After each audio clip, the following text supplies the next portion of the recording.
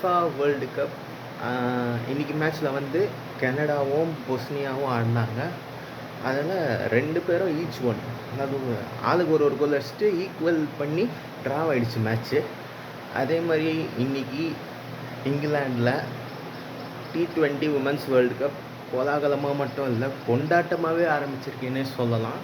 அதில் என்ன அப்படின்னா, இங்கிலாண்டும் ஸ்ரீலங்காவும் ஃபர்ஸ்ட் ஓப்பனிங் மேட்ச்சில் ஆடுறாங்க. அதில் இங்கிலாந்து ஃபர்ஸ்ட் பேட்டிங் ஆடி 219 ரன்ஸ், அதாவது 219 ரன் அடித்து ஒருத்தவங்க செஞ்சுரி, இன்னொருத்தவங்க half century.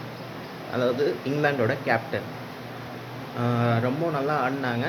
And in reply Sri Lanka வந்து 132 ரன்ஸ்க்கு ஆல் அவுட் ஆகி எல்லாரையும் ஆச்சரியப்பட வச்சு 87 ரன்ஸ் வித்தியாசத்தில் இங்கிலாந்து வின் பண்ணியிருக்காங்க. ஸோ இந்த சீசனுக்கு இங்கிலாந்து வந்து ஒரு வின்னோட ஸ்டார்ட் பண்ணியிருக்காங்க. அவங்களுக்கு கங்க்ராச்சுலேஷன்ஸ். அண்ட் இன்றைக்கி ஒரு முக்கியமான ஒரு விஷயம், நம்ம இசை அசுரன் இருக்கார் இல்லையா, நம்ம ஜிவி பிரகாஷ் அண்ணனுக்கு இன்றைக்கி வந்து பர்த்டே.